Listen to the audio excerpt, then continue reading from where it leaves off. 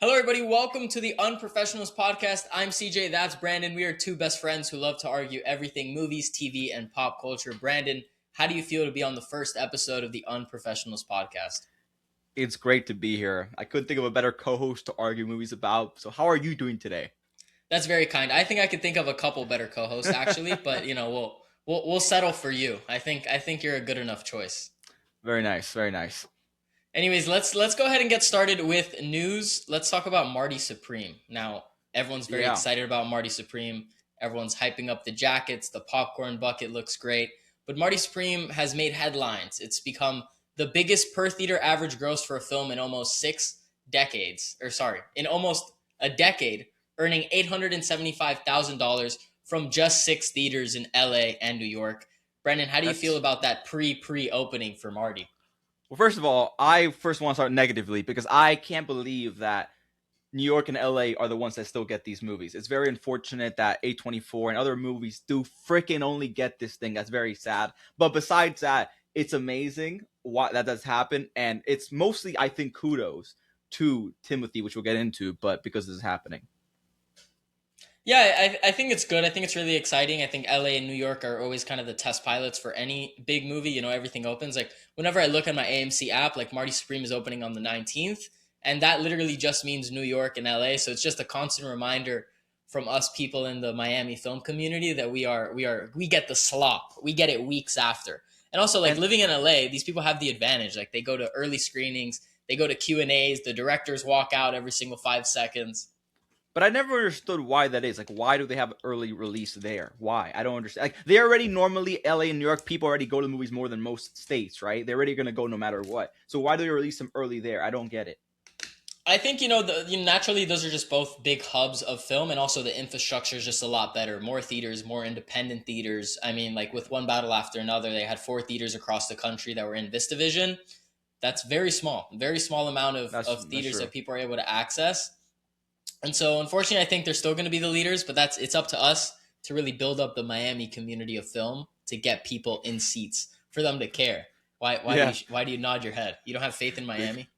I just think that Miami's already kind of been like the laughing stock in terms of the movie culture here. We are known for bad boys and stripper clubs, and I just feel like there's other Right. cities. I think Chicago, Atlanta, there's other cities that they might look for first in terms of scaling their thing. Especially that they apparently cut like what millions of dollars in funding for even making movies here. So I have no obviously I hope to be wrong, but I have no optimism when it comes to this. But it is what it is. I mean, at least we have Kevin Hart shooting a movie here. you know, he shot Let his me brand guess. new What movie, type of movie is it? probably like an action comedy, because like Exactly. An action comedy. Yup. he was on South Beach doing something with Marcel Hernandez from SNL. So they're gonna It's be in a movie together. it's a comedy action guaranteed. That's all we get. We get Bad Boys light at this point. That's what I'm saying. All we get is that Bad Boys Kevin Hart doing Hispanic. his own version of Bad Boys. That's what I'm saying. It's just ridiculous, but whatever. Anyways, back to Marty. So what are your thoughts on this entire Chalamet press tour? He's catching some heat. Some people are upset. They think he's too cocky. Obviously, the marketing so far has been pretty successful. We'll have to see opening on Christmas Day. But what do you think? I mean, that's the thing, right? If you've been in any entertainment space, you know that even negativity sells, right? Controversy sells because it makes you people talk about you. So even the small, like, or the, I guess, kind of bigger criticisms he's been getting recently because of quote unquote cockiness or the way he's been talking about himself and the film, I think plays a part into why it's becoming a cultural phenomenon. Like literally, and if you've seen the film, which we have, but we're talking about it next week, is that the film also revolves kind of similar as to how he's playing out his career. He's an up and coming guy trying to really put a name for himself, and does it puts everything on the table. And as far as a press run, he's doing things I haven't seen anybody do. It does help that he's really young, right? So he's very in touch with all the fandoms of every community and across the board, and he's doing a great job of really selling himself to everybody. I mean, I like it. I think he's working his butt off, like you mentioned. I think he's getting really creative. I think A24 is like firing on all cylinders. They spent a lot of money on this movie, and so they wanted to be successful. And I've said this even before kind of this hype train started going for Marty Supreme, just when we got like early pictures of different scenes, that it's up to Timothée Chalamet to really prove himself as a movie star to open this big movie. Because in the past, we've only seen him been able to open big, but big franchises. You have Wonka, you have Dune. He has the IP kind of backing. Even Bob Dylan is essentially IP for 40, 50-year-old men. and women.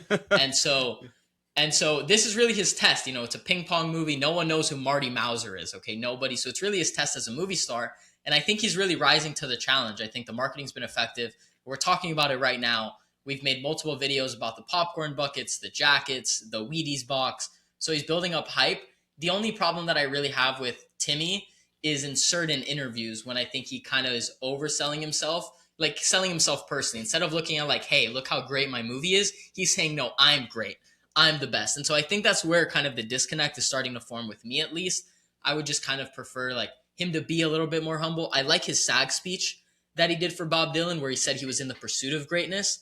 But now he's talking about like, oh, I've been doing really good shit the last couple of years. And it's like, that's not up to you to decide. It's up to the critics. It's up to the fans. Like, I talked about this in a video. Like, the sign of you being great is everyone else says it around you. It's not you constantly being like, I'm the best, I'm the best, I'm the best. And so give it time for that to come your way before you're out here, saying that everywhere.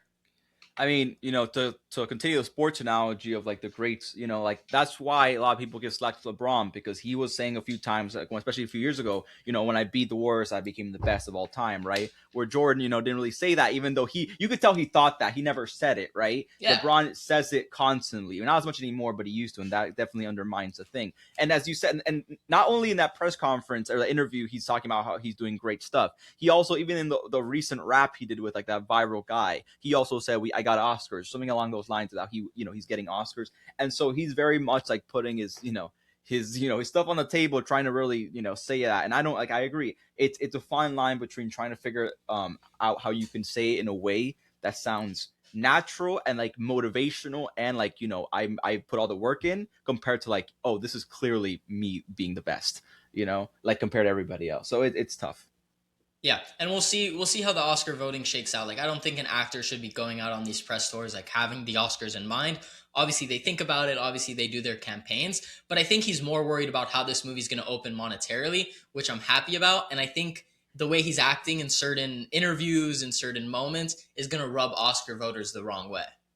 You make a good point, because if you guys don't know, Oscar voters are actual, like the same, they're actors. You know what I mean? If you're voting for best actor, actors are actually voting for it. Not the press, not the media. Voting. Exactly. So the people that are actually voting it are people that do the same job he does. So it's going to be interesting to see how they actually feel about that, right? Because they're obviously, like I said, he's doing things he's never done before. Not a lot of actors say, I'm the best thing ever. So I'm guaranteed there'll be a few people they're like, yo, buddy, let's calm down here, even a fellow actor. So we'll see how it plays out at the actual ceremony this come March.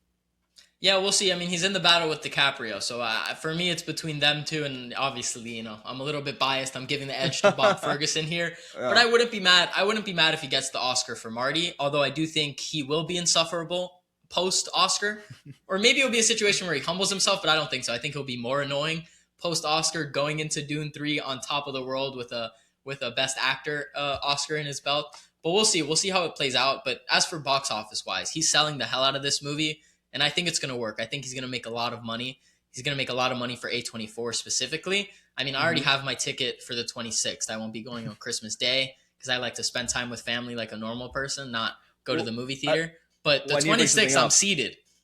Well, funny enough, historically, Christmas Day is the number one day of the year to go to movies. Funny enough. Like, it's always been like that. It's so strange. I know it sounds weird, right? But I guess I don't know how it works either. But that's been for a long time. It's always been that day, so it's already playing into that, right? It's naturally Christmas Day is the number one day to watch movies in the whole year. But then he's playing into that Marty as well. Supreme is the movie. That's my point. So that's definitely, it's like a double entendre when it comes to that. So it's cool.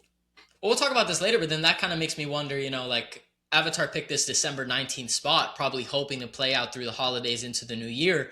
But is Marty Supreme going to offset some of the box office on Fire and Ash? That could be interesting, because when you're going on Christmas Day with the family and the kids, you have a choice to make. Of course, different demographics, because Marty Supreme is rated R, but there still is that choice to make on Christmas Day if you are going out to the theater. Do you go for Cameron's Epic, or are you going for Marty Supreme? That's a good point. Yeah.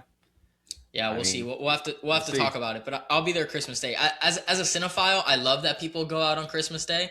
I just think it's strange because I'd rather, spend time with family. But I'm glad the movie theaters make money. That's all I really want at the end of the day. So I'm glad people find a home in the movie theater on Christmas. 100%. Yeah, let's go ahead and start talking about Avengers Doomsday trailer. Obviously, it leaked online. which I think is disgusting. I hate leakers, not a fan. If you are privileged enough to sit in a theater or get a link to see early trailers, early movies, shut your mouth. Don't leak it. Kind of nasty. I don't like leaking culture or rumors culture. I don't think it's like conducive, but I know many people online love to be a part of it. But Brandon, what did you think of the Avengers Doomsday trailer, the little snippet? It's like 30 seconds or not even. Yeah. I mean, it's hard to judge just because I personally don't even believe it's a trailer or a teaser trailer. I think the teaser for the teaser, because it was rumored, speaking of that it's going to be, there's going to be 4 coming out in the next few weeks, right? Like they're going to put, you didn't know that? Yeah, I did know that. Okay, yeah. So basically, so this is a teaser for a teaser because apparently within they're releasing a teaser every single week, every Thursday I think it is, or every Friday. And so the last trailer after the 4th week is going to be the actual teaser trailer for the movie itself. Oh, okay. I didn't know that part. I thought it was just going to be 4-part snippets. So we were going to get like a Captain America trailer, then maybe like a Thor trailer, a Thunderbolts trailer, like that. It's supposed to be, according to reports, is Captain America, Thor, Dr. Doom himself, and then the actual whole thing.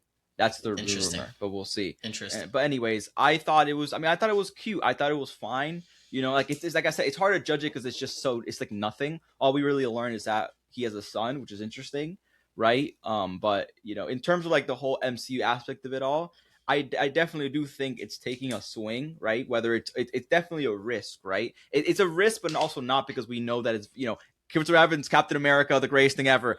But it's definitely, I think it definitely is like self-admitting to themselves that, yeah, we know we messed up the last phase and we're going to try to recuperate that at least for 2 movies with them. I think what they're trying to do, honestly, is that they're trying to get these 2 actors to come back for 2 movies only to kind of, how like Endgame was supposed to be the movie that like ended that, right? Like that they were supposed to hand the baton to like the next generation. Yeah, they're doing an Endgame 2. They're going to hand the baton a little bit later because they messed off the pass and they dropped the baton halfway. And I don't mind that, considering that they could have made mistakes. Like I think if they just continue that trash, it's just going to be worse, right? But if they try to be like, all right, we messed up, let's try again part 2 and then fully go in, I respect that.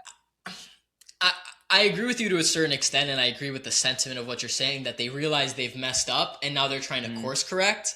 Yeah. I don't know if the best way to course correct is to bring back Captain America. First of all, let's just take a step back. The trailer did nothing for me. I wasn't excited. There were people in my avatar screening that were like, oh my God. Did absolutely nothing. Then after the trailer finished, people started clapping and the big Doomsday clock popped up and I started booing. Okay, I started booing. I was like, no, we should not clap at this. You're one of those idiots. Okay. No, I mean, if they can clap and cheer, I can say boo. These people at Marvel are lazy. They realize that they've messed up. They realize because of poor planning, because of Jonathan Majors, because of whatever many signs, because of too many shows, because of movies people weren't interested in, lack of planning, all of it, all of the above. Because of that, they've realized that Avengers Doomsday, they're headed into a bad trajectory. So let's shoehorn Dr. Doom in. Fine, you want to shoehorn Dr. Doom. Let's bring back Robert Downey Jr., who was the star of our last saga, the Infinity Saga, who sailed off into the sunset. He died, but Robert Downey Jr. is a legend. He will forever be Iron Man. The next person who has to take the mantle of Iron Man is going to be at a major disadvantage. It's almost impossible to recast that character. And what do? They do the laziest thing. They drop a bag on Robert Downey Jr. after winning an Oscar for Oppenheimer. They pay him a bunch of money to come back as Dr. Doom, and they expect us to clap like little monkeys. Oh, I know him. I remember him. Lazy casting. Instead of casting an unknown actor. For example, they just casted this random guy for Brainiac.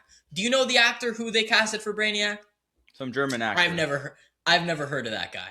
But that's good. That's what I want. That's what the MCU used to do. They used to take people that were great actors and they would shoot them into popularity. They could have done that with Dr. Doom. Instead, they go for the laziest thing and they bring back Robert Downey Jr. Fine. Now let's go even more lazy. Let's not even recast with the same actor. Let's then decide to just bring back the character straight. He got his perfect moment with Peggy dancing, where they have that song, kiss me once, then kiss me twice. Love that song. That song moves me to tears because he finally, after all these years, gets to be reunited with the love of his life. And what do? We're gonna take Steve Rogers and we're gonna yank him away from his child, and he's gonna do whatever, a bunch of bullshit. Whatever he's gonna do, he's gonna run around with the X-Men from the Fox universe or whatever the hell they want to do. This is peak laziness from Marvel. Bringing back the Russo brothers is peak laziness. Poor planning has now led to this moment. And yeah, you could say, oh, but they're trying to save it. I don't care. It's broken. You can't put the pieces back together now. It's broken. So if you're broken, why would you try not to get some things that are familiar and try to be like, wait a minute, let's build, what's the foundation of Marvel, right? It's Chris Evans and Robert Downey Jr., Captain America and Iron Man, correct? We can agree on that. So by them bringing them back, it's at least, I understand, we can agree that yes, they completely messed up and they acknowledge that. But why continue trajectory, right? Because if people are not as excited as they've been for the past 5 years before, after they left, all the Robert Downey Jr. and Chris Evans, why not try to find a way to know this is our security blanket? You know what I mean? I maybe laziness is an argument. Sure, maybe I definitely think it's very, it's definitely telling. I don't know if laziness counting it, because why would, you know what I mean? Like, if you're going to bring everybody that's coming back are the biggest people of Marvel when it came to success, and if they're, you know what I mean? And what you're saying, I can see why you could think that's laziness, but I think it's more, it could be laziness, sure, but it's more them realizing that they actually need to go back to the roots and try to course correct and then do the same thing they did in Endgame, where they try to push the baton to other people. But doing it, I think bringing random characters in, like random actors in, is not going to help that case. Obviously, the story could change, because everything would have changed. I'm assuming if they brought new people in, I'm assuming it would have brought new directors, new writers, and would have changed everything. The reason why Superman they could do that right now is because they're starting out. Same thing with Marvel when they did it as well, right? They were just starting out. Now this is Endgame. It's an Avengers movie, so it's a big deal. Right, every Avengers movie has like these crazy actors, and they were not confident enough with what they had so far, and that's why they wanted to do that. I agree with the thought process. I understand what they're thinking. What I'm saying is, because of their poor planning, they have now had to make a lazy creative decision, because at the end of the day, for this company and for this studio, the monetary decisions are number one priority. So because they didn't take care of the creative, the money is not taken care of. That's exactly the order of importance for these people. If they would have taken care of the creative and planned a nice universe post Endgame interconnecting, then the money they wouldn't have to make this last ditch effort to throw Chris Evans, throw Robert Downey, throw the Russo brothers. I agree, but now you're talking more of like the CEO at the time, which was Bob Chapek, who was very much a business guy that was very much making. But not even that, just Feige. Feige knows his bottom line. Feige knows these movies need to make money. They spend $400 million on them. Yeah, but that's every studio head knows that. That's the angle. But that's my point. They didn't take care of the creative, so now the monetary becomes 100%, number one. 100%. But part of the reason why was because he was being forced by the CEO at the time, Bob Iger, to make sure Bob Chapek, to be able to, to have to put all these things out. Yeah, no, to have to put all these things out that didn't really connect, that they didn't want to. He didn't have a decision to make. Like they fired and replaced a bunch of their creatives with bankers telling them what to do as a people. You know what I mean? And what is Echo? What is that? I know what I'm saying. Do you think Kevin Feige want to make that? I don't think so. You know what I mean? Like, it's just like, because if you're talking money, you think Echo is going to make money for them? Like, come on. No, you know what I mean? Some of these I agree. The post-Endgame model, but that's my entire point. The post-Endgame model did not work. Yeah, and that's why they're going back to square one where they know it's successful. And you could call it lazy. Maybe it is. And I could agree with you at some point, at a point. But I do think that they're trying to, rather than continue this trajectory where they're going, which is very tragic, they're trying to course correct and make it to where when they hand the baton off, like in a few years, it will be hopefully to more success, more creative stuff. You know what I mean? Because we know they're going to be interesting X-Men. I mean, you want to clap for them course correcting. I'm just saying, why the fuck do we need to course correct in the first place? Just go the right direction the first time. But that's fine. That's in the past. But you're talking about the past. That's what I'm saying. Like, you can't. No, I get it. I get it, but I can't sit here and applaud them for like it's like the Titanic's about to hit the iceberg. Either, but the Titanic's about to hit the iceberg. Okay, first of all, it's already hit it. Okay, and now they want to parallel park it out of the iceberg and keep going. No, I'm not going to clap for you. Or you want us to get on the escape boats to save yourself? I'm not clapping. You want me to clap? Either. You just crashed my ship. You're probably right. I'm not clapping, but I'm definitely acknowledging that they at least see that they messed up. You're right. I can appreciate Marvel for realizing that they're not going to make any money, so they're like, because they kept doubling down a bunch of not making. First of all, Avengers wouldn't still make much of money. Obviously, bringing them back would make a lot more money, but I still think it'd make $1 billion even if it didn't have them. It's Avengers. Got it. I mean, Spider-Man itself, it makes $1 billion. We'll see how Doomsday plays out. We'll obviously talk more about it when more trailers come out. Hopefully we'll talk about this coverage going forward. I promise with future trailers, if they're a little bit more creative, I'll be nicer. But this Chris Evans one, but you wait. trash. Okay, but you have to admit at least that it's very intriguing though to see where they're going to go with this, considering they're bringing them back, right? Right, it's intriguing it's intriguing like looking at a toddler like pour a cup of water, like he's gonna spill it everywhere. Like that's what's intriguing. But why do you think it. it's gonna? But if I don't know how you're making sense, because if you're saying you're saying it's safe or whatever, but you're saying you're thinking it's gonna fail. How can that? If everything they're bringing back is things that have been successful with them, the directors, the actors, how can you still say it's gonna be bad? That makes no fucking sense. But I mean, that's the conundrum. It's literally both. Not only are they going for the safest possible route they can go to, which is bringing back two beloved actors, it is also going to be a train wreck. How? Explain to me how. Because of all the characters they're bringing in this villain Dr. Doom, which no one cares about because there's absolutely so it's risky no then, isn't it? villain. It's not. It's risky then, isn't it? But if if you think it's gonna be a train wreck at the same time, isn't that risky then? I see where you're trying to trap me, but it doesn't. I see where you're trying to trap me, but it doesn't work here because it is both the safest thing and it will also be bad.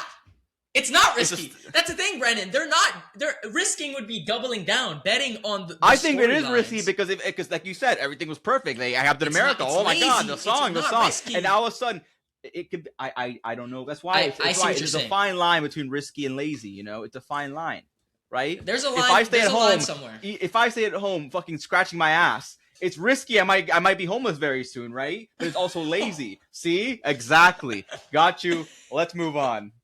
All right, let's go ahead and talk about the thoughts on the Odyssey prologue. Now, you have not seen this, correct? I haven't even seen the Avengers Doomsday trailer. I watched this in Dolby 3D, the best format, by the way, to see Avatar, in case you didn't know. And I didn't get any. Yeah, because you're an idiot. It's fine. I didn't get a Doomsday trailer, so I sat there with the leak thing, which I have purposely avoided for a week. And I also didn't see the Odyssey trailer. So please, you talk about it. I'm very jealous of you. So I saw this twice. I showed up late to the Avatar trailers, so I didn't see the full Odyssey prologue. But what I did see is I saw the full Sinners. I went to go see Sinners in 70mm, and they showed the Odyssey prologue, and I got to see it in 70mm. So I think I got the peak experience for the Odyssey prologue. Doesn't give us much. It shows the Trojan horse and their invasion of that castle. I think it's really well done. Matt Damon looks cool. It shows the prologue between Tom Holland and what's the bald man's name? Punisher? John Bernthal. It shows John Bernthal and Tom Holland. He tells him the story of Odysseus, and then it cuts to them taking this castle by siege. Grand scale, very epic, and really what this made me wonder, well, obviously, excitement for the Odyssey is through the roof. I'm a big Christopher Nolan fan, and I think this might be one of his best movies almost automatically. I'm very excited for the scope and scale. Just from a technological perspective, how he's pushing the bounds of an IMAX camera the entire runtime. I mean, when I saw Sinners in 70, the aspect ratio was changing. It would go from the widescreen format, and then it would go to regular. The entire time, the entire 70mm screen will be filled. It's going to be insane. It's going to be disgusting. But what this Odyssey trailer made me think of more is, why don't movies do more 5-minute snippets to advertise movies? I don't think trailers are enough. If there's a big film coming out, give people 5 minutes. Give people 3 minutes of an exciting scene. Don't spoil anything. Don't give me too much here. Let's be cautious. But I think this is a great marketing strategy, being like, here, take 5 minutes. Because trailers, the rhythm of trailers are all the same. The cuts are all the same. Trailers don't really change. They can help you show the vibe of the movie. But you know what shows the vibe of the movie even more? Drop 5 minutes of it online. Get people excited. Get people wanting more. It's funny you say that, because actually they do that, but not in movies. They show that in online. They post clips a lot. Now that's the new trend of movies, putting clips online. But I do kind of agree with you. I think putting a clip, I don't know if it would replace it, because obviously most people that go to theaters. No, we still need trailers. I'm not saying get rid of trailers. I'm just saying in addition to, like we saw. How much do you Marty want? Supreme Because we already already. have. We already have 30 minutes of trailers before watching movies. How much you want? 50? That's the only downside of it. This is up to studio strategy. It's not my problem. What I'm saying is like Marty Supreme. There's a lot of heart-wrenching scenes. If you would have dropped 5 minutes of Marty Supreme and gotten my heart pumping right before I'm about to watch, I don't know, Housemaid. The only thing I'm thinking about is to go watch Marty Supreme on December 25th. I'm not thinking about Sydney Sweeney anymore. Okay, because that's. Or like Avatar, like if we would have gotten 5 minutes earlier in the theater, like before an IMAX movie, I'm seeing Avatar Fire and Ash 2 months before. I'm seeing the Na'vi fly around. I'm like, damn, I forgot how pretty Avatar is. I'm just saying, it's interesting. That's not a bad point. Yeah, I agree. Yeah. All right. What were you Now gonna the say? big. No, I agree. I think I just I never even thought about that, but that's a good point because I do think trailer. I mean, I don't know if you know this, but movies just like the people that make the trailers aren't the movie studios at all. Trailer Right. studios make trailers, right? So they have like obviously they have the green light and stuff like that, but like it's they could that's why we get sometimes trailers have nothing like the same vibe as the actual movie. It could be different because they're not doing the actual thing. But I do agree. I think it's hard, especially if you get like a pivotal moment of a stinging scene and put it in a trailer or put it somehow. That could definitely make people more like, all right, I want to like, oh my god, it finished. Damn it, I want to keep watching this. You know? Or even like this might be getting a little bit too creative, but if there's some things on the cutting room floor, you go ahead and you show a deleted scene. Obviously, don't tell us that. Don't tell Yeah. us that, but it's a deleted scene, and then it's not even in the movie. If you know it's like gonna get cut, you throw that out there. Obviously, be careful with spoilers and all that. You need to be smart about how you do it. But maybe even a deleted scene. So you see 4 minutes of James Gunn's Superman a month before the movies comes out, and then you go watch the movie and that scene isn't even there, and you're like, oh. Yep. That's a good I'm point. just saying That's there's a great options. point. And also on the trailer thing, this is true. So it's out. Trailers are for the most part outsourced. Very few studios do in-house, or very few directors. But Paul Thomas Anderson edits his own trailers. So not all of them. Some are Warner Bros. Trailer products. But he's famously known for editing his own trailers. And so just wanted to throw that out I didn't there. really like More it. directors. I'm not. I didn't. Not gonna lie. I didn't. One battle trailer. I didn't think it was anything. Stop talking. That's why. Stop talking. We're moving on. I'm not listening. That's why. Next topic. No, I don't even want to hear the one battle slander. Stop. That's disrespecting the trailer is already too much. Stop. I don't want to hear it. I'm not listening to you. Okay, I just want to put it. Yeah, I thought the movie was great though, but I thought that it was the most mid thing ever when I like coming in because the trailer didn't sell me at all. But but I thought the movie was fantastic. I can hear you. All right, Avatar. What? I have to talk about that. The big movie of the week of the year, I'd say, it's gonna be the biggest movie probably of all of the year, right? What's the biggest movie right now of the year? I don't even know. Zootopia? Neja? It could be. Yeah, Neja 2? That's probably right. Yeah. Well, it's gonna be one of not the biggest movie of the year. Yeah. Hopefully. China. Yeah. So let's Avatar. Let's get into it. All right. Do you want to start off with the number score, or how do you want to do it? Yeah, before we get into numbers, let me set the stage a little bit. Avatar Fire and Ash, this is the third Avatar film in James Gunn's Avatar saga, Avatar franchise. This was shot at the same time as Avatar Way of Water, so that's why we were able to get them in such close proximity. The first Avatar in 2009, we had to wait until 2022 to get Way of Water, but these were very close together because they were shot at the same time. 18 months shooting schedule, very grueling. For 18 months for these. I didn't know that. Very grueling for both actors. Obviously, it follows Jake Sully, Neytiri, and the crew, their children, as they continue to fight Kittredge in their war to defend Pandora. And we also have a brand new villain who's the leader of the Ash clan. Her name is Varang. What is this? Close man? enough. I'm sorry, James Cameron. These names, man. Let's go. It's already confusing enough. They look the same. I like the Navi names. Names. Anyways, new villain in Varang, leader of the Ash people. You don't like the names? I just think that they already look the same. I'm not gonna lie, and then putting these weird ass names together, I think makes it even more confusing. I don't remember any of these names. I just know Jake Sully because they say it every 2 seconds, but I don't know anybody else's name. But Mad Jake. Anyways, yeah. So third Avatar film. This film cost $400 million, so very expensive to make. Yeah, just this one alone. Very expensive to make these movies. Avatar Fire and Ash is finally here. First, we're going to talk about just our overall thoughts. We're going to give you a score, and then we'll let you know once we get into deep spoilers, so make sure you click off when that happens if you haven't seen the film, or stay if you don't really care about spoilers.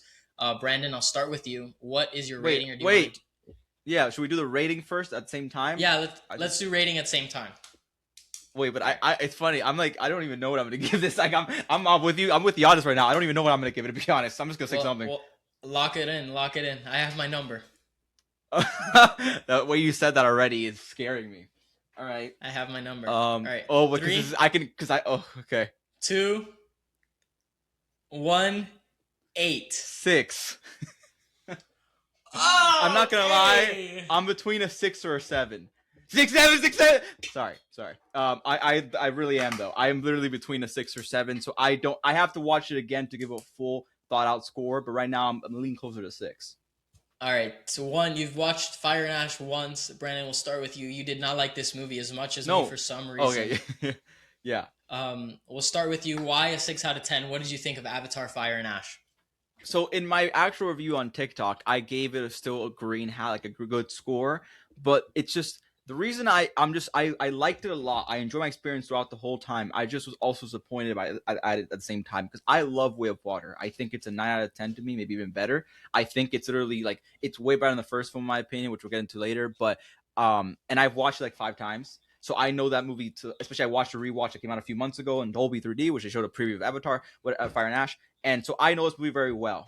And as somebody that loves this franchise, I came into very excited. And I thought about half this movie was literally Way of Water in italics. And like they literally would shoot the same. It felt like they were literally. It felt like, you know how you said they shot them back to back, both these movies. It felt like they got different CGI creatures or different takes and then put them in this one. That's how bad, and it was very frustrating because I knew what was coming because I already had seen it before, and so I was pissed off the whole like half the time. But that being said, I still enjoyed it, right? Because I loved it the first time. If I hadn't seen this movie, I think it'd 9 out of 10. If I hadn't seen this Way of Water, I think it'd be a 9 out of 10. But everything else that was new, I enjoyed. I loved everything, but it was just a frustrating watch overall because I just knew where it was headed, and they were showing, in my opinion, it was beat for beat in some aspects to the last one. Yeah, my thoughts on the film is I think James Cameron has crafted one of the greatest sci-fi trilogies of all time. Now with Fire and Ash, I think we can have a discussion on which moments are weaker than others. We can have a discussion on which films are better than others, which we will. But I think for the most part he sticks the landing here. I think you have the same visuals, if not better, than Way of Water. He's improved the technology. He's continued to push the boundaries with every single film more and more. I really appreciate the different story elements where he pushes the characters. From seeing the trilogy, from rewatching the other two this week, and finally seeing this one, I think this is the least movie where he's trying to show off the technology, and this is the movie focused most on story. And let me clarify what I mean by that. In the first one, you'll have scenes of them flying. They'll just be flying and flying for minutes and minutes, and you're overwhelmed by the spectacle. In the second one, Way of Water, which I also love, I'm in the same camp as you, love Way of Water. There's a lot of just swimming with the whales, beautiful, stunning shots, and I love those moments. Yeah. But for me, Fire and Ash does the least of look at the beautiful nature of Pandora. Fire and Ash is fully invested into characters and commits to it, and maybe on a rewatch, I hope so. It's the third movie of the freaking franchise. I'd hope so. Well, no, don't get me wrong. I mean, listen, we'll talk about the other two. But for me, this is the least movie where they're like, hey, look how pretty this is. And this is the movie focused the most on just the story, which is great. And I think it has amazing action set pieces, some of the best action set pieces in the entire franchise. That opening where they have the Wind Raiders and then they come in, the fire people like kamikazes, and Neytiri shooting people. I mean, heart-pumping stuff. It was fantastic. It's a fantastic opening to the film. Like, it's so good. I think the Fire and Ash people are interesting. The Ash people, the Ash tribe. I like where Kittredge or Cortridge, where his character goes, developing his relationship a little bit more with Spider. And I think it's just another great entry in the Avatar franchise. I really love the villain of this movie. That lady was amazing. She was very menacing. Varang, and like respect. Varang, put respect on Varang's name. Varang. A Varang. And she looked, even though she looked like basically like a red version of Neytiri, whatever. Neytiri's way. They look so similar. Varang. They look. Chill out. I disagree. I disagree. I think. You think Varang's prettier than Neytiri? The way she moves, bro. No, Neytiri. The way. What do you, dude? No, the Neytiri way with her bow and arrow. Okay, were you getting turned on by a bow and arrow? You turned on. Varang, the way she moved was so silky and seductive. Like that's a whole different topic, but it was just. You want her to be like Kittredge or Cortridge. What do you mean? I want her to be like that. What do you mean? No, you want it to be like Cortridge because they. Okay, we're getting into spoilers 100%. Territories. We're getting into spoiler territories. Colonel Miles Cortridge, he has a love affair with it's not an affair, Varang. But yes, yeah, love it. They develop a romantic relationship. Yeah. But anyways, I think the visuals, like you said, are amazing. I do agree with you. Yes, obviously there's more story when it's a third of the franchise, and they also introduced 25 new characters. Yes, now they have 45 characters overall. So yes, they do focus on the story. Because let me tell But you, if Hold on, Avatar: Way of Water is a lot of story, but still they make yes, the time for the pretty ocean shots. 100%, This one and I think they yes, turn down the just I the agree, vibes. They turn and down the also because vibes as far as just vibing on animals or walking around in the yeah. forest. I think partly is because first the Avatar Way of Water, basically like the first one of the franchise in terms of like, it's been like 15 years since we last ones. So we have to get acclimated once again with that world, show the visual. On top of that, they also have what's it called? They like it's the second of the franchise, complete, like, so it's chill, right? The more we get into this franchise, the more stakes are going to be. So we expect not to mess around too much with this, as we get further into the story. So, Yeah, but yeah, absolutely. yeah, but I just Spe- generally go ahead. Go ahead. Okay. Go ahead. I just think I just that's why it's so hard for me to rate this movie. 'Cause I have to see it again to give a proper score. But I was just kind of mad a lot of the time. Not mad. I still love what I was seeing, right? But I just had seen it before in a different font, so that's why it was pissing me off. 'Cause everything you said is correct. I agree with everything else. I do think the dialogue is kind of meh sometimes, but that's kind of James Cameron's never been like the big greatest dialogue, and it works for some people. With other people, it doesn't. You know what I mean? I think Jake Sully's almost his dialogue is very basic and straightforward. And if it that actor who I forgot his name now, Sam what's his name? Worthington. Sam Worthington delivers this really well with the material he's given. Honestly, I think the one that has the best characters, funny enough, is Zoe Saldana's Nightmare. I think she has really good dialogue and I think to me she's always a standout in my opinion of these films. I completely agree. Zoe Saldana is always the standout, specifically Neytiri, and that's kind of what I wanted to talk about. To be honest with you, the first hour of this movie, I almost thought this was going to be better than Way of Water. I was almost there for this first hour because this is the Same. darkest. Same. This is the darkest Avatar film. I really appreciated the darkness. Obviously, they're mourning the loss of their son from the last movie. Neytiri has kind of, I mean, in a Star Wars sense, starting to turn to the dark side. Like, she's really hating the humans, and that inner turmoil she really feels. She feels anger, hatred, guilt, and she's also feeling inner turmoil because, her children are part human. Her children are part Na'vi, both human because of Jake Sully's DNA. And so that internal pain that Neytiri is feeling, I just love those scenes. I love those sequences. Zoe Saldana gives her best performance, I think, of the trilogy here because of the vulnerability of Neytiri and the pain she was feeling. This film dives so deep into those feelings of grieving, pain, regret, and anger. And that's why the Fire Clan is such a good villain in this, because they're kind of the embodiment of this inside rage that Neytiri is feeling. No, I agree 100%. Beautifully said. Which is why it frustrated me everything else I saw, to be honest. Because I just really was, I really wanted to, like I said, the first hour of this film, I was like, wow, this is freaking awesome. Because I already had read people were saying it's very similar to the first, and I was like, boy, what? But a good example of how my frustration with this film is the Sky People, the Raiders, as you call them, the people that were coming in and helping them, which you see in the trailer, so it's not really a spoiler. They're in the movie for about 3 seconds. Sky People are also what they call the Oh, humans. So yeah, you're right.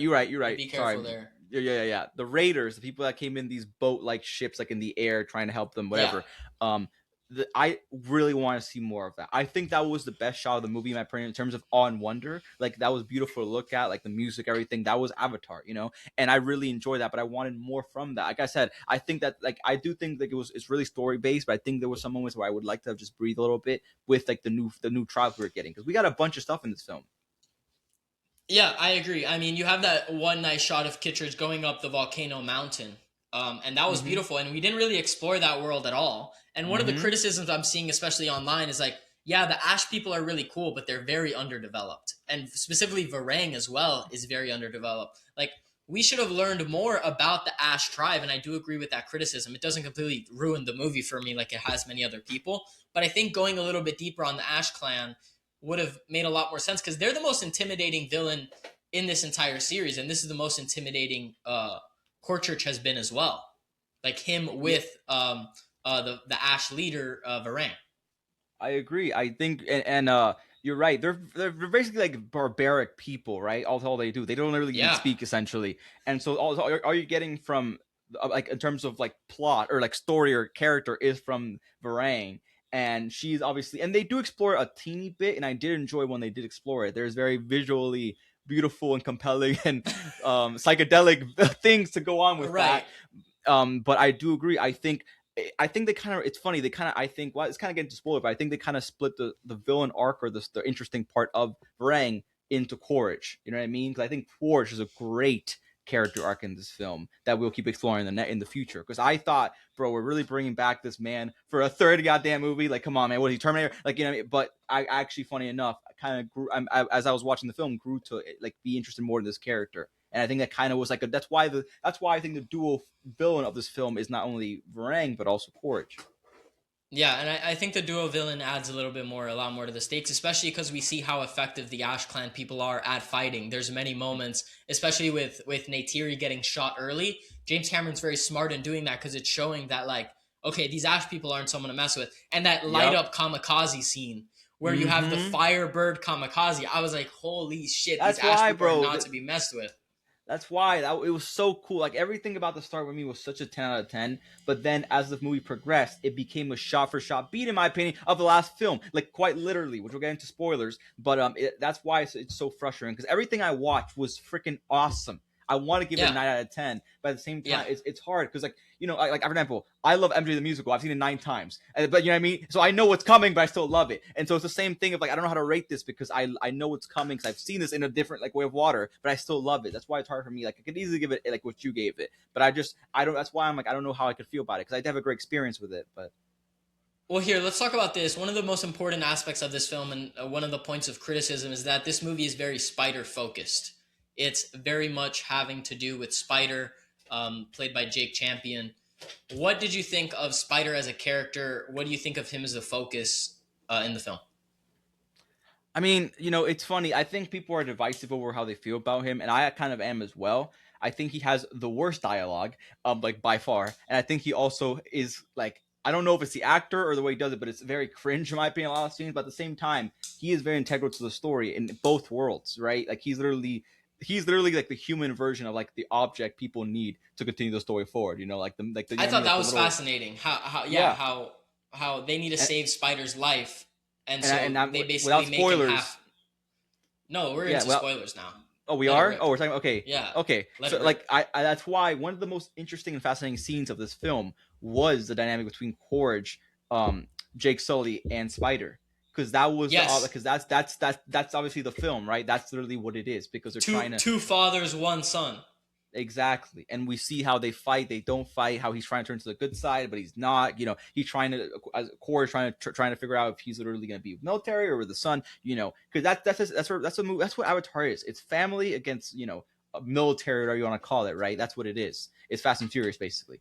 And so, you know, like, it's and so you have yes, and so you have to. Let's not disrespect Big Jim here with Vin Diesel. Christopher Nolan likes him. Well, anyways, so I mean, I like them too. They just need to stop making them. But I just think that, yeah, and so that's why I think I enjoyed Spider for what he is. But I'm not gonna lie, I wish it was so either another actor or another dialogue, whatever. So I don't know. I have mixed feelings about it. What about you? Listen, I think he has a really tough job because from what I've seen now, I'm not exactly sure, but from what I've seen behind the scenes, is Jack Champion gets added afterwards, and so he's not really acting off of actors. Whereas all the Na'vi people, they're acting off of each other, while Jack Champion has to get added in later. So he might be acting to a tennis ball. And so that might throw off the performance a little bit. I don't not to get too here because I don't actually know this, but like, because, you know, they're all like doing the dot thing, CGI thing, but they're also acting in real time. So is he not part of that, even though he's like, they're all there? Is he not part of that? From what I've seen behind the scenes, I haven't really seen that.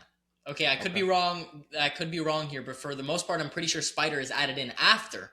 And so that's not only a big technical hurdle because you have this entire CGI world where these faces and these performances are real, but then you're adding in a human.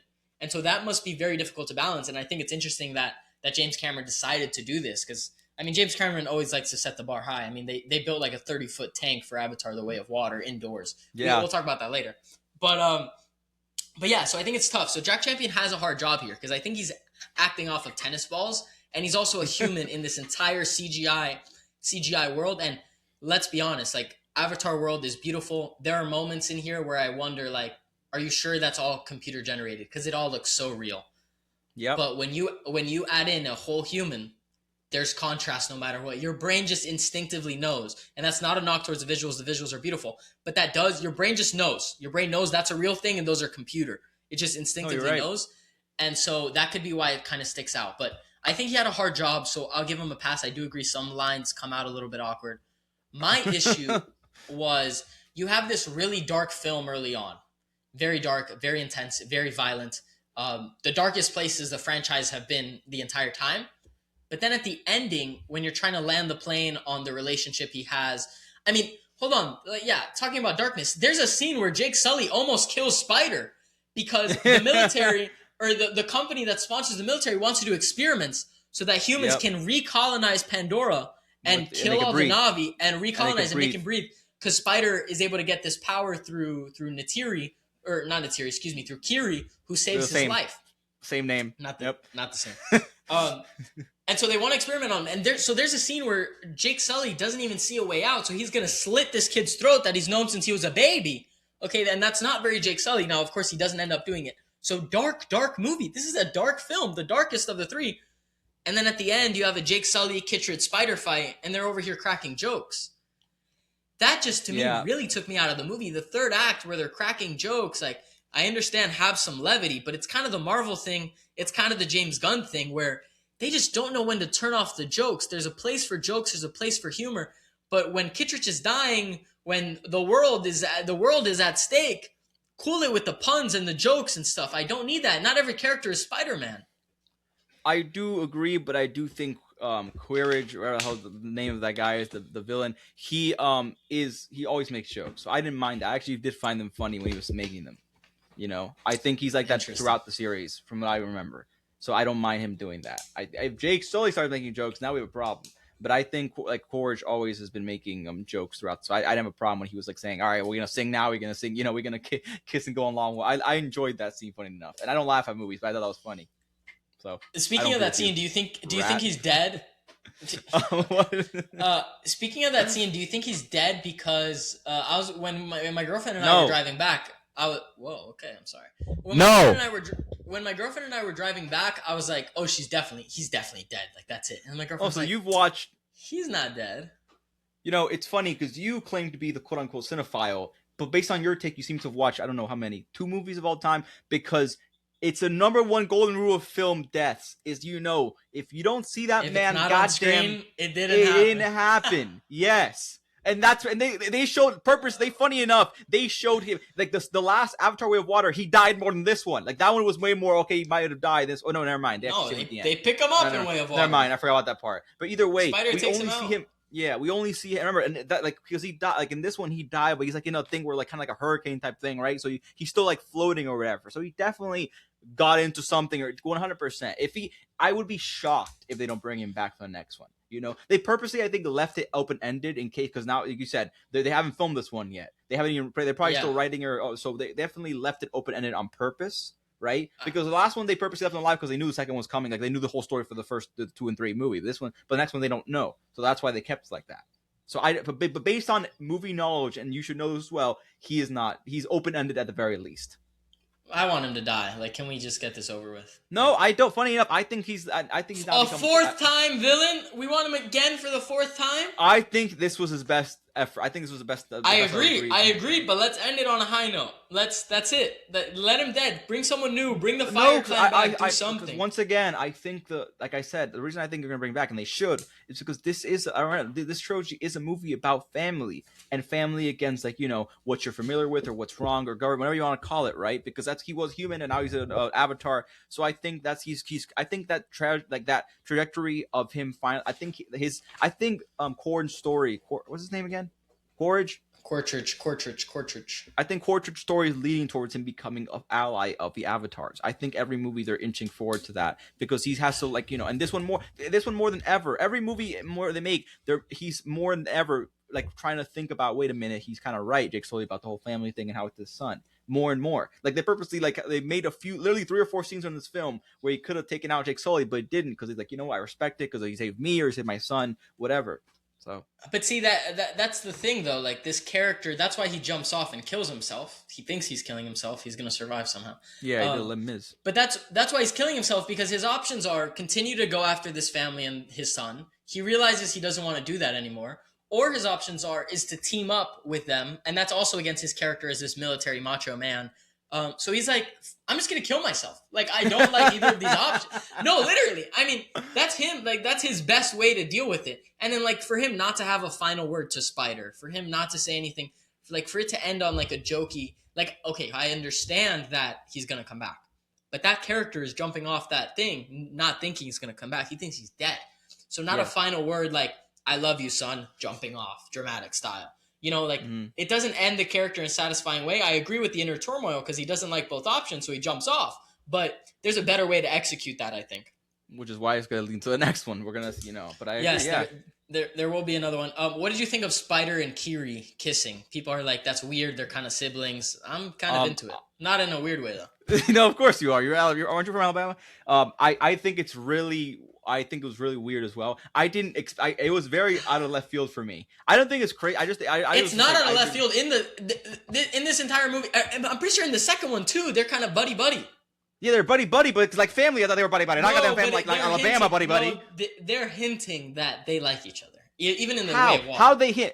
It's as you know, with siblings. It's people when people are like a lot of siblings are very lovey-dovey with each other, especially when it's like girls. But they're and not blood though. They just grew up on a base camp together. Okay.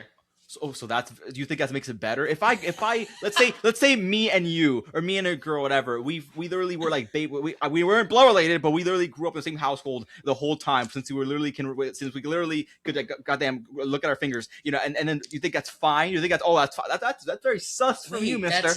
That's not. It's like the same thing as like you're with a girl since kindergarten and then you date her in high school because you went through every grade together. No, but one thing's okay, but what about living with them? Do you call the same person your dad? That's not the same thing. You live with them.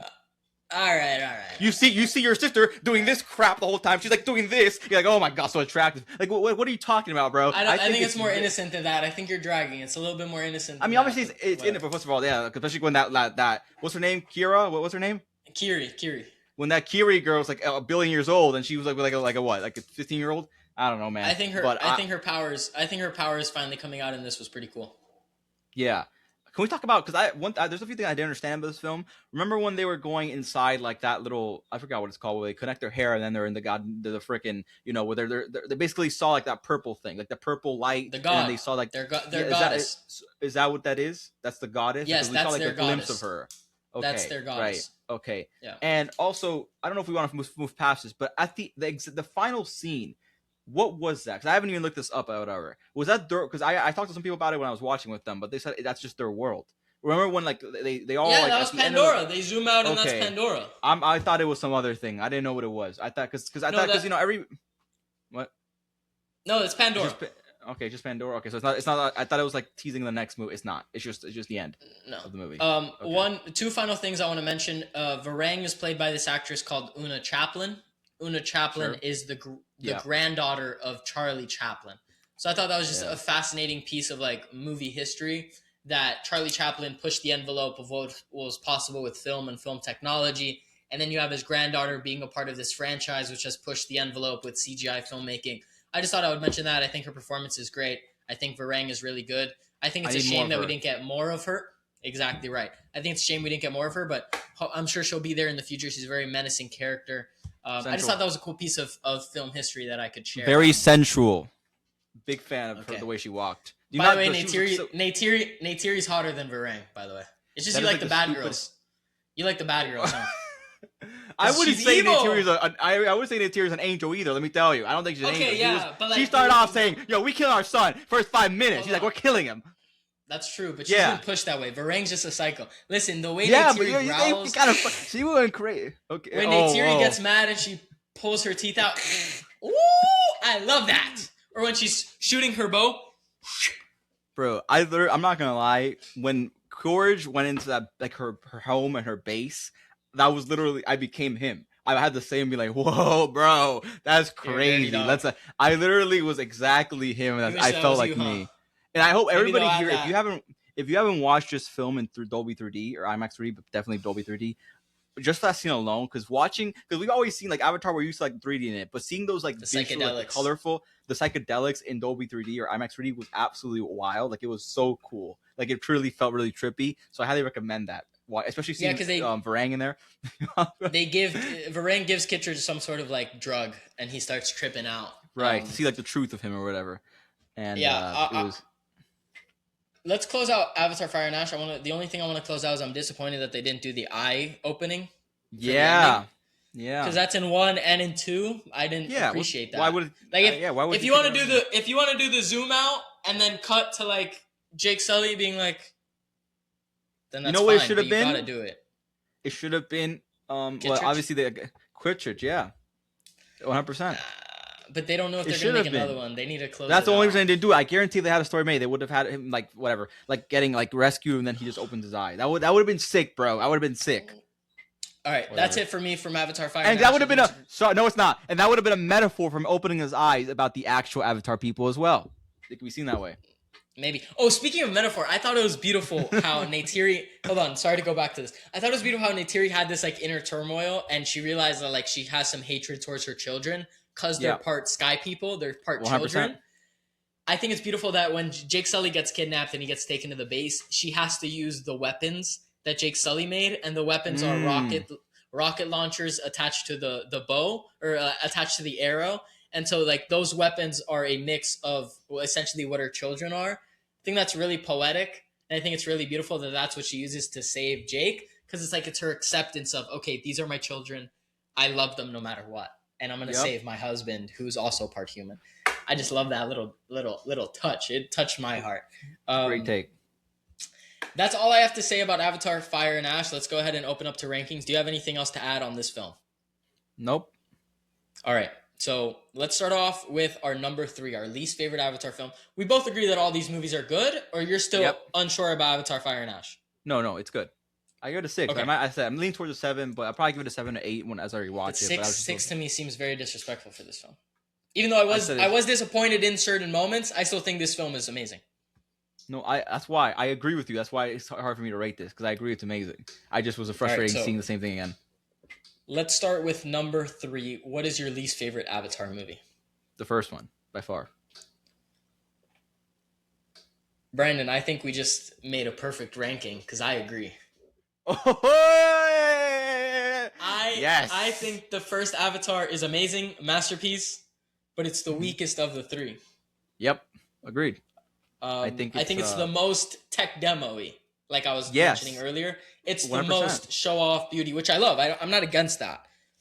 But it's the most like show-off this beauty of the world of Pandora. And all these movies are long as hell. One could argue to cut some things from these movies. But I love this world too much to be that person to say, oh, they should be shorter. But yeah, I do think it's the weakest. And it's because it takes a while for us to get to the avatars. 30 minutes. And we have to wait 30 minutes to see Neytiri. Yep. And not only that, I think the reason also why it plays is a third by far easily for both of us is because of the fact that, we literally are now accustomed to seeing that beautiful world. And so the story is not as efficient as this one. You said you're getting used to, you're still in that like military, like, come on, get with it. We know what's coming, right? The fact that we've seen the other two, I think actually distract from it. Because the first one's so, like you said, so like beautiful vision, like, all the lights and like it looks amazing, right? That's the real beauty of Avatar is the first one. It's not the story. The story is very basic, but the actual visuals. But now that we've seen 2 more of these, we know what's coming, so we don't. It's just it's not as good. It's good, but yeah. I completely agree. So let's move on to number 2, which is for both of us, I believe, Avatar: Fire and Ash. Yep. Beautiful, very well done. You guys already know our thoughts on this film. Yeah. I hope you rewatch it. And I hope it moves up for you. I hope I rewatch it and it doesn't move down, because there could be that possibility. I'm not saying my rating is firm either. There could be a world where I either move down or I double down and I go, no, this shit's amazing. I could go either way. Right now, I think it's great, but I could really go either way on like doubling down on its greatness or you're realizing the flaws many people have pointed out to me. But do you agree with what I'm saying? Like some scenes were repetitive of Avatar: Way of Water. Like, do you see what I'm talking about? Yeah, that's something we should mention. Many people threw this criticism. I agree 100%. There's a lot of capturing Spider again, running away again, back and forth, back and forth. This is very disappointing, especially because it's shot at the same time. Like, I feel like someone should have been there to be like, hey, didn't we already do this whole thing? Like with Spider getting captured? Like, could we not come up with something else? like, bro, like for me, when I was thinking about it, like it's literally the scene of the son, the younger son, like going to get his whale, and then he gets attacked by a squid instead of a shark, basically, or whatever the hell the first one is in Way of Water. The same exact thing. You get what I'm saying? Remember that Yeah, in Fire and Ash, where you're getting attacked this time by squids or whatever you want to call them, yeah, and then the first one, like it's literally the same thing. And they all and the same thing with, and I don't, it's kind of the same thing with obviously the whale hunting. It's not as prevalent in this one because we already did all that, but it's just, they have some of the same scenes as well. And like you said, him is like his dad going back and saving them. He like, I have your kids, I have your kids. On like it's like a lot of the third act was literally a shot for shot remake in italics, and it was very frustrating because I knew where it was going.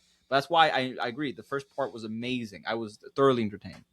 But yeah. Because it was all new and fresh, and the ideas and the themes were really deep. And also, I forgot to mention this: like the Ash Clan, they aren't atheists, but they reject the goddess of the planet. They even mention your goddess has no dominion here. Yep. And so that's really interesting idea because everyone we've met, every single Navi person has been. I believe the goddess name is Yewa.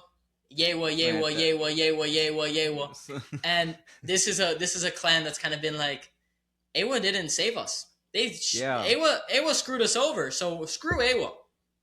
I would love to see more of that. Yeah, it's definitely interesting. We'll see what they explore in the future. But let's move on to number one. The best Avatar movie, I think, far and away. Like, this film is a spectacle masterpiece. And part of it's because I just love the ocean. I think movies set on a beach or in the ocean just have an advantage. For me, it is Avatar: Way of Water, and you agree. Yep. 1000%. I think it's an absolute masterpiece. The way I look at it, the first Avatar is James Cameron perfecting the technology. The second Avatar is James Cameron perfecting the technology mixed with emotional storytelling. And that's what Way of Water combines beautifully and captures, introducing the Sully family, introducing the higher stakes, reintroducing Sully having to learn the ropes, the entire family this time having to learn the ropes of the Water Clan, the whales, the beautiful ocean. This film's a masterpiece. I love it so much. No notes. I have nothing to add. You're 100% correct. Yep. Cool. Avatar: Way of Water. So that's our ranking. 3 is Avatar, 2 is Fire and Ash, and 1 is Avatar: Way of Water. Let's talk about a little bit more about the Avatar films. Brandon, a lot of people like to say, we just gushed about how much we love the Avatar movies. A lot of people like to say they don't have any cultural impact. What is your take on that response? That they're irrelevant movies, they come and go. No one can name an Avatar character. What are your thoughts on this? I agree. I don't know why. I just think it's one of those. I think James Cameron has created the ultimate blockbuster where you think it's really cool in the moment and then you completely forget about it after. You know what I mean? Like you're like it's like you're trapped in it when you're in it, but then as like a day later you forgot it exists. You don't remember anything, but it was a great. But you still want to go back every time you see it. It's like, oh, I remember that. It's like a childhood memory essentially. Where like, oh my god, I remember that. I love to go back to it, but then never. But then we're moving on. But hold on, you just mentioned something very important here. I was wondering if you've heard of this thing called PADS. PADS. It stands for PADS. post. Okay. It stands for post Avatar Depression Syndrome. Oh. What this means is there's been a group of people all the way back since 2009. And I'm not going to lie, I'm feeling this right now after binging these movies. There's been this group of people since 2009 that feel that they want to go back. They love this world of Pandora so much that leaving Pandora has now made them depressed because they wish and they dream about. I'm dead serious. There are real people out here. They dream about being in Pandora and they realize that real life sucks and they would rather be a Na'vi running around with Jake Sully and the crew. And some people become depressed because of this. What do you think about post-Avatar depression syndrome? Well, the fact that I haven't heard about it means it hasn't had a big cultural impact. But I can definitely see. I mean, I definitely do think that like that makes sense, right? Because this film is all about environmental stuff. But I feel it. I feel that. Oh. I finished Avatar: Fire and Ash, and I was depressed. Nah, bro. I've seen Kevin Durant. I don't want to be Kevin Durant. The night Avatar: Fire and Ash ended, you know what I fell asleep to? Avatar. I put on Avatar on my phone and fell asleep to Avatar. Oh my god, bro! No, I don't. I wish I was a Na'vi. I don't want to be a Wimbanyama. I don't want to do any of that, man. That's too much. Like, I understand it, and I can see why you want to be that, but yeah, that's not real. I don't know if you guys don't you want to be with a big whale? Just with a big whale, your hair connected. Just if you feel the wind in your face. That thing is as still the whale too weird jumps for me. up. I know it's still very. I would ride that whale. If you were a Na'vi, which clan would you join? Ooh, I mean, we only have, how many do we have so far? 3 or 4? I don't know how many we've 4, maybe like 5 if you really push it, but like distinctive ones, I think 4. I like water, but I'm just scared of the ocean in general. I pick water. I mean, yeah, I know you would. I probably would too. Give me one of those little quick ones. I forgot the name of the monster. Give me the little quick ones that fly under there, that fly up and float. I'd be in the water all day. That fight that was sick. Plus the water girls are bad. They have that thicker tail. Ridiculously those bad. Skills. That's something. I don't know what James Cameron's cooking, but he keeps making them badder and badder every movie. They have the right shade. Okay. Loving that. This is all facts. I don't know why they keep doing it, but yes. I disagree. I think Avatar does have cultural impact. Maybe not as much as other franchises, because here's the thing. People are going to see these movies. Avatar made $1 billion, $2 billion. Yes. The second one made $2 billion. People are going. And there's also a group of people that have paths that feel like they wish they could be a part of the Na'vi world because of how immersive Pandora is.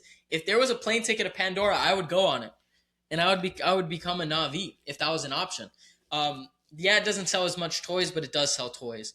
Yeah, it doesn't have as many like offshoots, and we'll talk about that, but it's important, it's popular. People talk about Avatar. I think that when was it's coming out. But even after, because here's the thing, like the Avatar argument, the movie came out in 2009, and then this thing started popping around like the late 2010s, like 2015, 2016.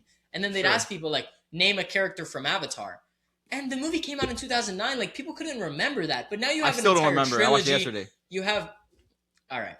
Well, I love all the characters in Avatar. And I think it has some cultural impact. It doesn't have the most. It's not on every kid's backpack like Spider-Man. But it does have an impact. Not as much as other things, but I think it's important. And it has pierced the culture. Because people want to go to Pandora. I mean, if it wasn't important, they wouldn't build a park in Disney. That simple. That's my argument. If it wasn't I'm not saying it's not important, and I obviously it's a big and obviously I think part of the reason why Disney built one is not only because of popularity, but because of how it's very easy to make a theme park around it, right? Beautiful landscape, right?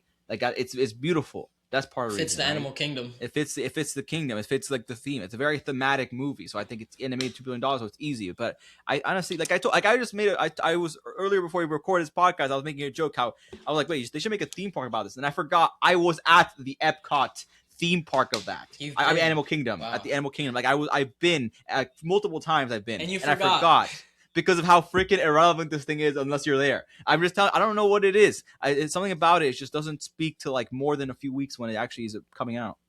I completely disagree. I don't think I'm gonna forget my Avatar experience. Like rewatching these movies and then. You're a movie guy. I'm just saying for the average person. For the average person, I'm saying. I guess. I mean, yeah. The thing is, like, 8-year-olds aren't running around pretending they're Na'vi.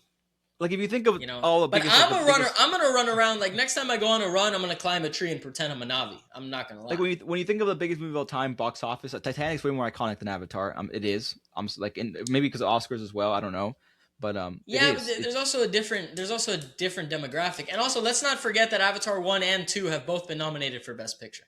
Yeah, but I'm saying, I know, but I'm saying that I like all the other box office biggest of all time. They have way more cultural impact and still resonate today. And most of them came out even before, like besides Endgame, they all came out like a while ago. So I don't know. I that's why I think they're really bad. I'm about to piss some people off. I like Avatar more than Dune. Like I like Avatar more than Dune. I'm sorry. Pandora's way more interesting than Arrakis. It just is.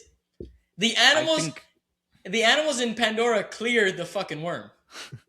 I think the visuals, of course, are. I mean, it's like daytime versus nighttime. Right? I think the story's better though. You know what's good comparison? Jake Sully is better than Paul Atreides.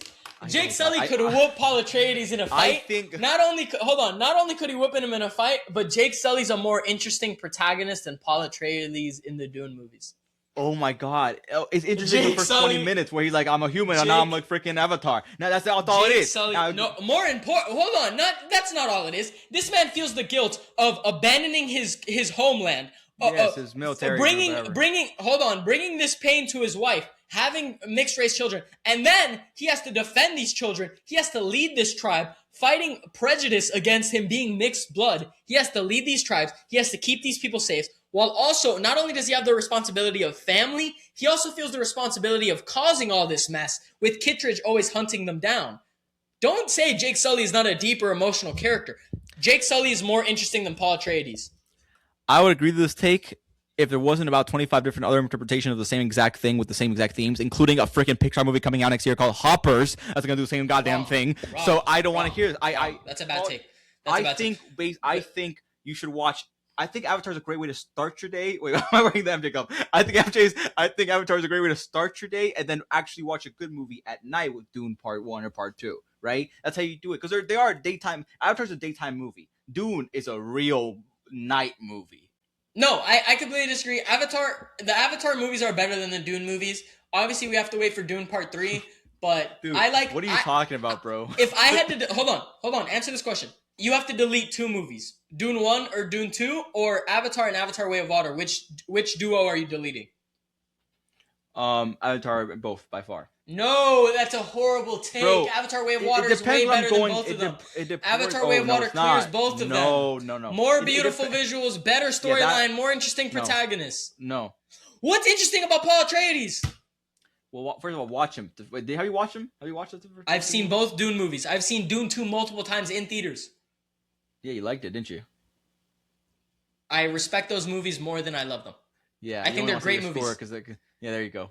Paul Atreides is literally you're seeing the rise of a very multi-layered individual becoming the leader of Atreides, essentially having a combination of his mother being we're getting off topic a little bit, but or having the mother be a certain a witch essentially, right? And the father being royalty, having that combination of trying to keep that pressure while trying to also be a kid. There's so many layers to it. And he's rising up to be the savior of their people 100%. Yeah, and trying to find his own way while also trying to figure out his mother's past, right? Trying to see how he's part of it, all the secrecy behind that. I think Avatar is a more simple story when it comes to that. I think Dune's a little bit more an acquired taste. Nothing is simple about Avatar. It's a very complex story with a very complex world. They literally plug into a supercomputer god. Let's not sit here and act like James Cameron. The more they're doing it, the more they're differentiating. I agree. The more they're making it more complex. I'd hope so. There's 3 of them. But so delete one franchise. Dune or Avatar? You're deleting Avatar? Avatar, yes. Horrible take. Dune is out. I don't even have to think about it. I don't even hesitate. Bang! Shoot it in the head. The only argument I have for Avatar is that it's better visually. I would miss that. And story. Jake Sully's more more interesting than I think you're confusing boring versus versus actually, because I think it's a lot of people say Dune's boring, and I can see why they think that. But if you actually get into it, Dune's based off a freaking book. It's a great book. Avatar is just a freaking Tarzan. Avatar is not Tarzan. Avatar is the mind of a visionary known as James Cameron. But let's move on. Let's move on. Let's close out here talking about The Housemaid. Now, you have not seen this film. No. This is a book adaptation about some novel about this housemaid that comes into this home. What's her name? McFadden? Something like that. Something like that. This housemaid that comes into this home named Millie, that's played by Sydney Sweeney. Amanda Seyfried is the mother of this home named Nina, who hires Sydney Sweeney to help her around the house. Sydney Sweeney comes to realize that Amanda Seyfried's character, Nina, is actually schizophrenic and crazy. And so crazy things ensue in this house. I'm not going to spoil anything because you haven't seen the film. What I'll say about this movie is almost good. There are many moments in this movie that are so bad, but it's good. It's entertaining drama. It's very soap opera-y. Many people in my theater were laughing at scenes they weren't supposed to be laughing at because it's so ridiculous. But there's almost a good movie in here. The problem this movie falls into is it over-explains. I think it needed a little bit more subtlety. Now, I know what you're saying. It's a Sydney Sweeney movie. Why does it need subtlety? But it would have made the movie...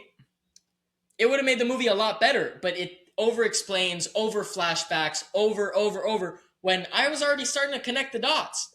They should have relied less on flashback and focused more on character, and you could have had a much better film. This movie's almost good. Which is not something I was expecting to say. All I know is that apparently the author's books that write these novels, she's very much known for having over-the-top crazy stuff happen in her books. So Yeah. whether that's a good thing or bad thing in the film translation, I don't know. And the only thing I really want to talk about is in this film is this guy named Brandon Sklenar. Sklenar. He plays Amanda Seyfried's wife, named Andrew. Really? You find a little, yeah. His wife. He plays his wife. Sorry, he plays Amanda Seyfried's husband in the film. And he's, you come to learn a little bit more about him, even though, he seems like he's on the straight and narrow, but actually there's a little bit more secrets to Andrew. And I've been seeing this online nonstop. I agree with the internet. Brandon Sklar should be Batman. He plays this crazy rich guy. Now it's a little bit different crazy than Bruce Wayne, but he nails it. He's charming. He has a good body. Don't ask me how I know that. He's charming. He's charming. He has a good body. I think he has good presence in the film. I want this guy to be Batman. I agree with the fan cast. And I think it would be well because obviously we're gonna it'll be a different take on Batman versus Robert Pattinson, right? This guy's like a really big guy. It'd have to be completely different. Do you think he? Because I don't know if you're thinking his performance in terms of Robert Pattinson's, because it definitely have to be different. I think it would definitely be different because Robert Pattinson is a little bit more focused on. It would be different because Robert Pattinson is more focused on the emo Batman. Yeah, that's what I'm saying. Do you think he could bring a different side of Batman on, not the Robert Pattinson one, like the different? Yes, Brandon Sklar can play a little bit more of the billionaire playboy aspect. Okay, more of the Christian Bale one. Yes, Christian Bale, like how Christian Bale would put on the front of him being this womanizer, loving to go out. Brandon Sklar can nail that, and he's in that in this movie because he plays a rich guy who seduces Sydney Sweeney. And it'd be the first time we actually got like a massive Batman, because all the Batmans we've seen are like until Robert Pattinson, they were all short, right? Oh, short. Well, Christian Bale got or big. At least, short. And Christian Bale's tall. Short, or I don't think so. Is he? Christian Bale's tall. He's like 6 foot. Either way, they're like fit, but they're not bulky. Like Brendan Sklar is massive, right? He looks like a freaking he looks like he'd be in the NFL, right? Like I don't think you're thinking of the other guy. You're thinking of Richardson. No, I am thinking of him too, but I think Brendan Sklar also was big. I mean, you see his body, so you could tell. He has muscle tone. He has muscle tone. Is he bigger than Robert Pattinson? Yes, of course. I mean, anyone can be bigger. I go to the gym for a week. I'll be bigger than Robert Pattinson. Wow, I thought throwing shade at the but I agree with you. I mean, like I said, I've only seen him in Drop, and I've seen him. I forgot what else I've seen him in, but he's had a decent year, in small parts, get the bag. But that'd be a good way to start because an unknown actor, relatively. I don't recommend the film. I don't. Let's get things straight here. In fact, I think it's like a 4 out of 10, but it's almost. It's almost a 6 out of 10. That's what I'm trying to tell you guys. It almost gets there. I think it's a 4 out of 10. It's almost a good movie. If you have a girlfriend, go with her because you'll have a good time. You'll have a lot of fun with this movie because it's a little batshit. But it's not a good movie. But I had fun. But don't go watch it. But if you have a girlfriend, maybe do. That's my recommendation. They were throwing, the marketing for Lionsgate was throwing plates on the floor, to market it. So I guess it's supposed to be crazy. It's supposed to be crazy. That happens. Brandon, anything else you wanted to talk about? No, I think we covered everything this week, but we should move on to what we're going to tease next week. All right, what are we talking about next week, Brandon? Well, there's a little movie coming out that I don't know if you've been on social media, you might recognize some certain individual that's been promoting this movie constantly, called Marty Supreme, coming out next week. So we will be reviewing that next week. We're definitely also going to talk about the worst 5 movies of 2025 because we will be, it's almost the end of the year.